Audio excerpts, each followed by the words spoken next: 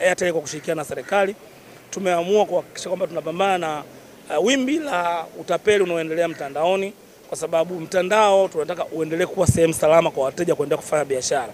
Tumeangalia jinsi ambavyo Watanzania wamekuwa wakitumiana message, tuma kwenye namba hii, mara pesa ambayo nimekutumia weka namba hii, mganga wako sijui ni umefanikiwa umenisahau.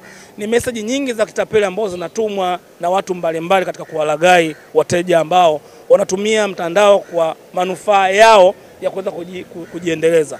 Kwa hiyo sisi tumeamua kuingia kwenye elimu, kuelimisha Watanzania wote kuwa makini na matumizi ya mtandao, hasa message ambazo unazozipata. Hakikisha kabla hujaifanyia kazi, hakikisha ile message imetoka kwenye chanzo ambacho ni cha uhakika. Sio tu mtu anakuambia tuma kwenye namba hii, wewe unatuma kwenye namba alafu unakuta umeibiwa. Kwa hiyo leo tunahakikisha kwamba bado tunaendelea na kampeni yetu ya kataa matapeli ya spam alert. Tumezindua ile huduma ambao ni ya akili mnemba, inayotumia teknolojia ya akili mnemba, ili kuhakikisha kwamba tunawahakikishia Watanzania wanakuwa wanaweza kupambana na utapeli. Na vile hii ni moja ya hatua ya kushirikiana na serikali kwenye ile kampeni ambayo inaitwa Sitapeliki. Sitapeliki ilizinduliwa na Waziri wa Mawasiliano kwa ajili ya kukataa matapeli.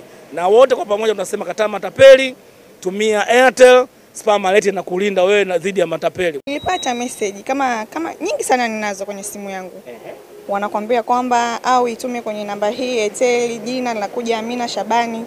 But najuaga ni matapeli, nilishaambiwa. Kwa hiyo sijai kukurupuka kutuma namba. Amua tu naiangalia kwa makini na nasoma namba, sijaifahamu wala sikuwa na appointment ya mtu wa kumtumia pesa.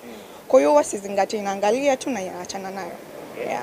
Watu wengi washatapeliwa, watu wengi washaingia kwenye hiyo mifumo, wanatuma pesa zao hatimaye zinatapeliwa. Kwa hiyo kama wameturahisishia hivyo itakuwa ni bora zaidi. Itakuwa nzuri sana.